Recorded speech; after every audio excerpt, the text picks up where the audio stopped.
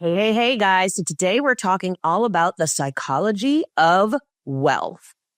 In today's episode, you're going to discover how your psychology directly impacts and influences your capacity to build wealth, including the top 5 psychological foundations of wealth.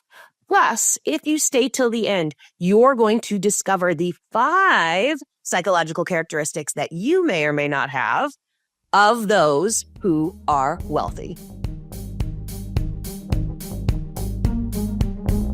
Hey guys, so today we're talking about the psychology of wealth.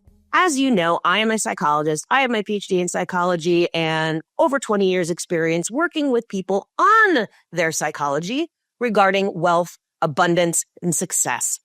I help people like you to truly transition into this feeling that wealth is inevitable and that wealth is just a matter of keeping your mindset straight and keeping focused on what's important so that you can create the wealth and abundance that you truly desire in your life.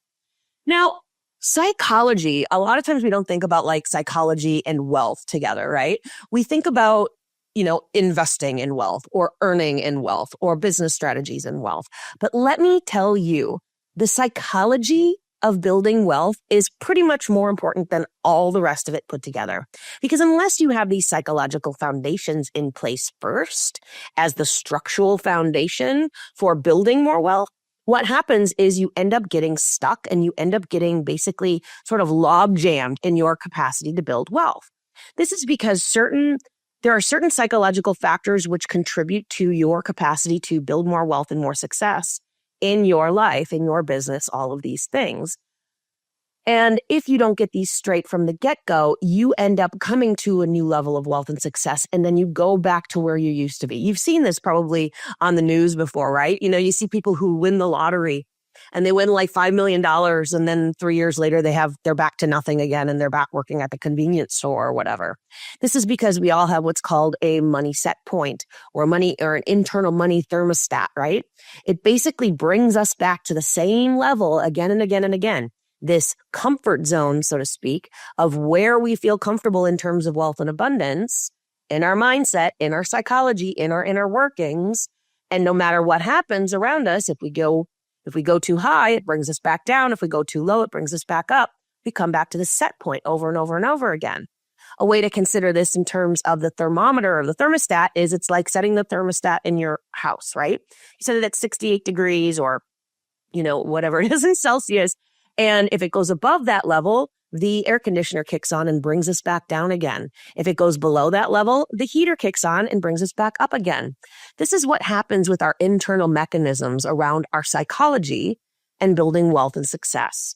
When we have this set point, which we all do, that isn't moving because we haven't addressed the psychological foundations of building wealth and success, basically what happens is we keep returning to that same point over and over and over again. And our subconscious mind, the part of our mind outside of our awareness, the part that our psychology is really addressing and is really connected to, ends up constantly throwing on the handbrake, putting up self-sabotaging behaviors that we're like, why am I procrastinating again? Why am I in a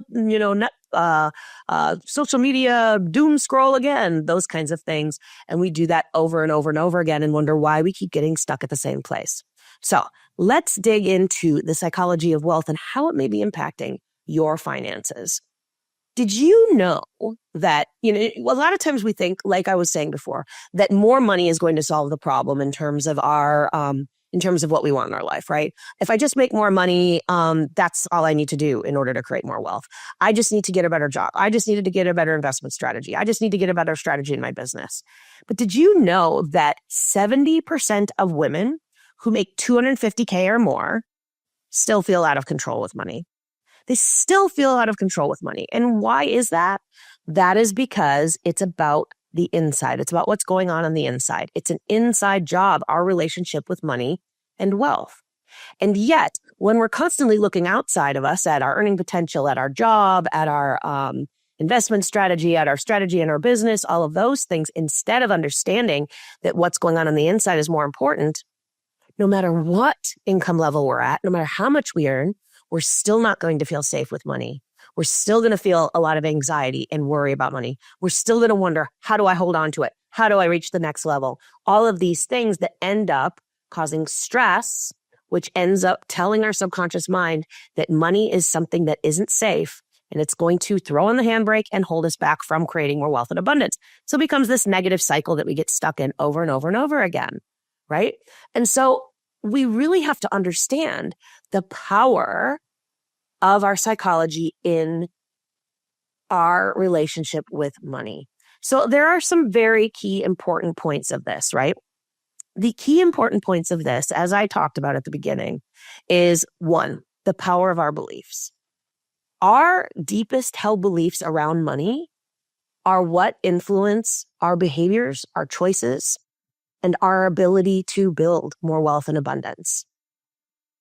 We have beliefs that limit our capacity to build more, to create more, to earn more, to have more, to receive more, to save more, to hold on to more, to receive more. The reason this is that our beliefs basically create the lens through which we see the world, right? If we believe that money's hard to come by, money's the root of all evil, I'm not any good with money, guess what's going to happen? We're going to see that everywhere around us. Plus, our subconscious mind, that part of our brain outside of our awareness, is going to believe those beliefs, those thoughts we think over and over again, and is going to find evidence for those things out in our reality. So if we have a belief that says, I'm not good with money, and then we go and try to invest it, guess what's going to happen? We're going to find ways to invest that reinforce the belief that we already have. And this is why our beliefs create such an important foundation to the psychology of our ability to build more wealth and abundance in our life, right? And they shape our financial behaviors. Because if you don't think that you can make good money choices and you don't think that you're good with money, how are you going to make good money choices and be good with money in an investment capacity? You won't. You either won't trust yourself, you won't take the risks you need to take, you won't believe your internal knowing of what it is that you need to be doing, or you won't take any action to begin with because you'll say, I'm just really not sure what to do, so I'm just going to throw on the handbrake and not do the thing that I want to do, which is create this investment portfolio, because you become too afraid because of those beliefs. So those beliefs end up impacting your financial reality because they end up impacting your choices and your behaviors and your habits. Now, this is essentially one of the core pieces of money mindset, is understanding our limiting beliefs, our money blocks, our stories that have taught us that this is the way money works. This is our relationship with money, and rewiring that to be more successful. The second thing that's really important to understand is the role of emotions when it comes to the psychology of wealth, right? Our emotions are so powerful. They're important data, to be honest. We need to have connection with our emotions to be able to understand when something is for us and is in alignment with what it is that we want to create, because you're going to know that through whether it feels good or not. Or if something feels bad and something feels like this person doesn't feel right, this investment doesn't feel right, this program that I'm thinking of investing in doesn't feel right, this business move doesn't feel right.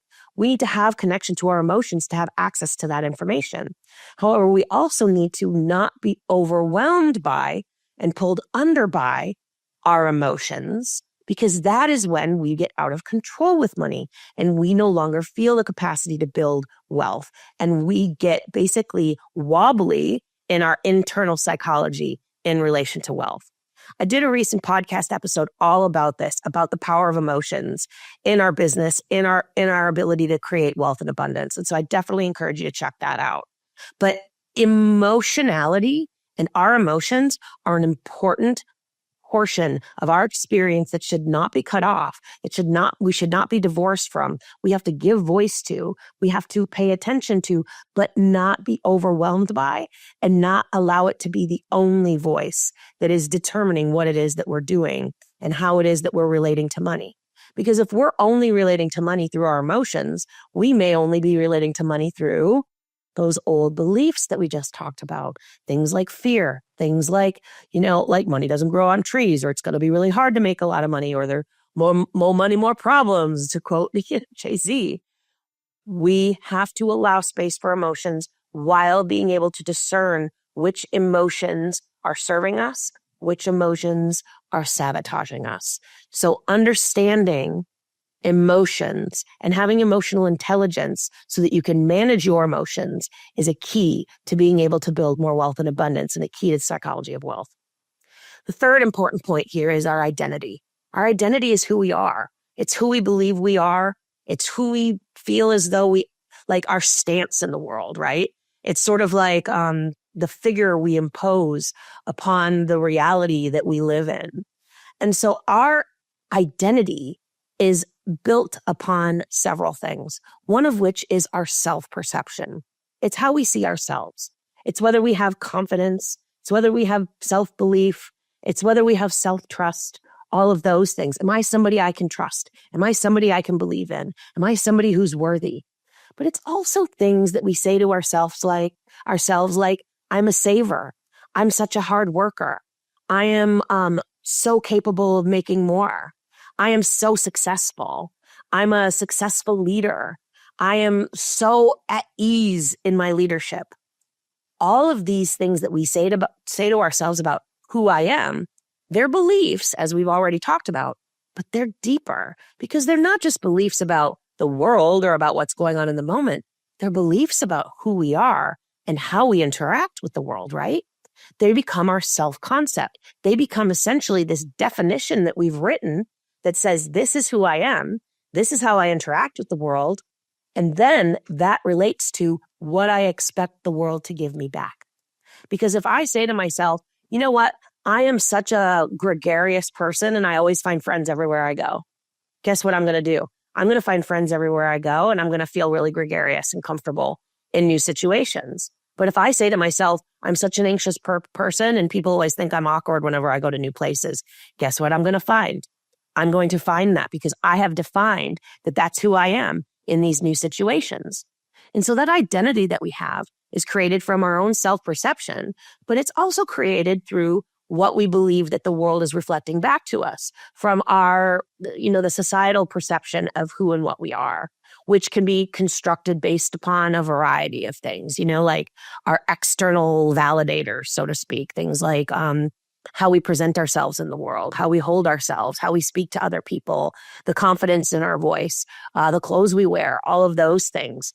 But really, I truly believe, most importantly, our identity when it comes to wealth is mostly formed upon what we believe in ourselves, because the world reflects back to us what it is that we have going on the inside. So within, so without.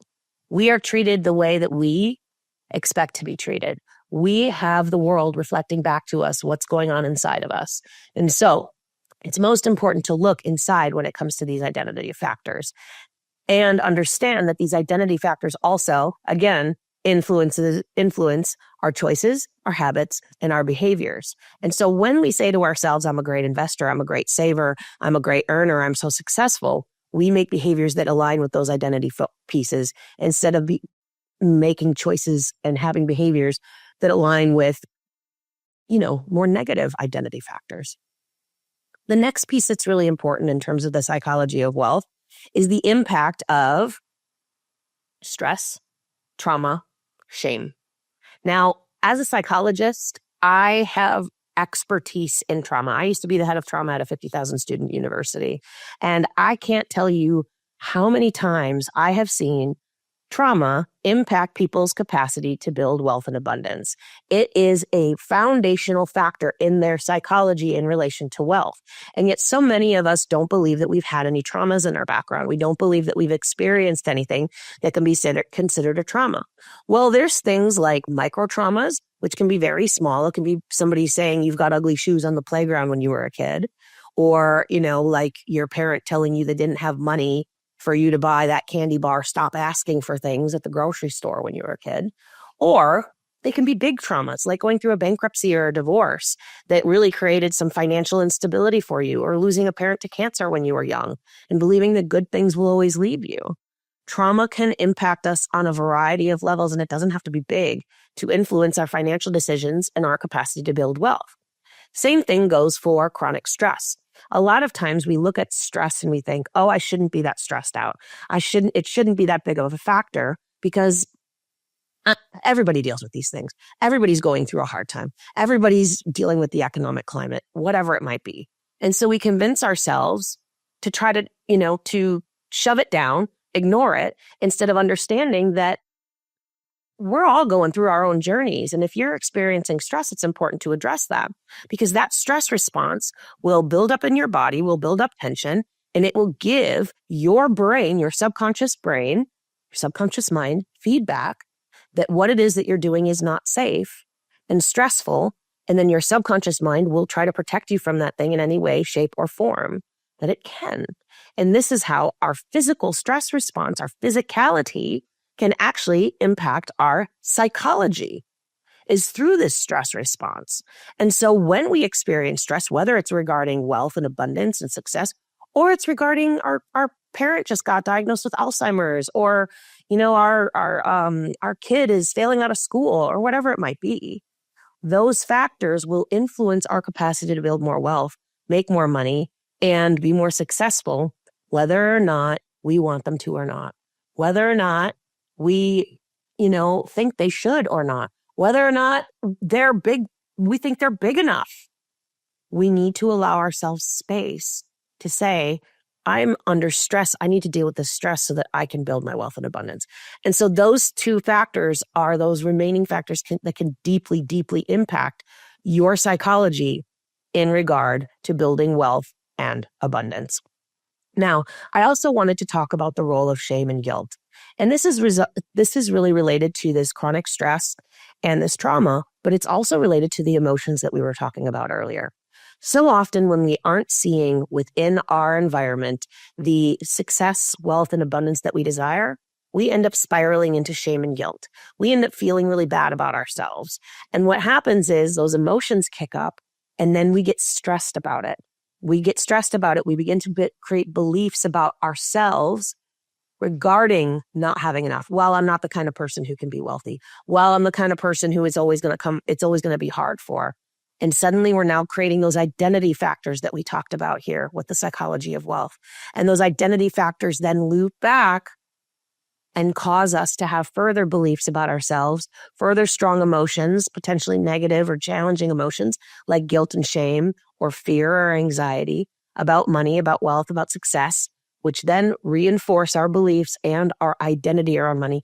And the spiral gets tighter and tighter and tighter. And we get more and more stressed out about our capacity to build wealth and abundance. And this becomes a barrier to our capacity to make more, to have more, to up-level that set point that we talked about here at the beginning of our time together today. And this is why understanding these psychological factors in regard to wealth are so essential and so important, because they will impact every single area of your ability to scale your wealth and abundance and success in your business, in your life, and your happiness, to be honest. Because the whole idea here is that we want to feel free. We want to flourish, and we want to have fulfillment. And that is ultimately what money, success, and abundance are bringing to us, right? Those are the tools through which we find that freedom, fulfillment, flourishing, well-being. We need to understand that our psychology, this underlying, it's sort of like a river, like one of those underground rivers that is like an aquifer for all of the beautiful garden above, right? All of these psychological factors that are underlying our capacity to build this wealth, success, abundance, and all of the things that we desire, this becomes the fertile ground through which we can grow a beautiful, beautiful forest, or through which we end up growing something that we don't want so much, like a whole big field of weeds, so to speak. And so understanding that these things are impacting us on such a deep level is where we end up empowering ourselves to make shifts. When we can step into the psychological factors that build the forest that we want to grow, instead of growing the crap that we don't want to grow, right? We can either plant seeds that are growing crap, or we can plant seeds that are growing this beautiful, fertile ground where we flourish, where we have amazing self-worth, where we have confidence in our decisions, where we feel as though we can create meaning and we feel fulfilled through our capacity to build wealth. You know, the people who I work with in my business are conscious entrepreneurs or holistic entrepreneurs who are building wealth and abundance from a place where they want to change the world through their capacity to make more money. And when we think about money this way, through this conscious wealth conceptualization, through this idea that we can create more meaning, more significance, we can leave a legacy, we can give back, this suddenly changes the whole ideation, the whole idea behind our money mindset, behind the psychology of wealth. Because although our psychology is an individual factor and it's about us, as we change ourselves, we become ripples in a pond, right? It's like dropping a stone into a pond. Those ripples go outward and they change our families, our relationships, our communities, the way we all invest, and the way our world works. I truly believe that by getting money in the hands of conscious and holistic entrepreneurs like you, we change the world because we end up investing in ourselves, in our communities, and in the world in ways that change everything. Now, as promised, I want to give you guys the top 5 psychological factors that are associated with higher levels of income and higher levels of wealth. And this will be the topic of a different podcast altogether, but I wanted to introduce you to this concept because it's really freaking interesting. I love psychology. I love digging into this stuff. So the 5 key psychological factors that are associated with higher level of income are 1, entrepreneurial intention. This is the idea that you can go out there and make more. You can go out there and start a business and make as much money as you want to, and that you have the intention to do it. 2, what's called locus of control. Locus of control is the idea that your outcomes are related to your actions. In other words, there's 2 different kinds of locus of control. Internal, it's about me and my actions, or external, the world is doing this to me. It's kind of a victim standpoint. When you have an internal locus of control, that's associated with higher levels of income, wealth, and abundance. 3rd, openness to experience. What this is this is a psychological factor which essentially says that you are open to trying new things. You're open to experiencing new things. You're the kind of person who probably likes to travel the world or try new foods or meet new people because you're open to new ways of seeing things and being. This is key. And this is actually one of those keys that's involved with growth as well. 4th, conscientiousness. Conscientiousness is basically the idea that you do what you say you're going to do. You go out there and you tick the boxes and you get things done. The 5th one, and this is something we've already talked about, it's emotional stability. It's that emotional intelligence. It's that ability to utilize your emotions to your advantage, but not get pulled under by them or feel as though they're going to totally overwhelm you. So when you combine those 5 psychological factors together, that's when you have that millionaire mindset, right? The entrepreneurial intention, the locus of control. I know that I can change my circumstances. The openness to experience. Yippee, look at all the new shit out there. The conscientiousness, and I'm going to get stuff done, and I know I can do it. And then the emotional stability to not get knocked off when things are disappointed or when shit hits the fan. Because ultimately, it's going to hit the fan sometimes.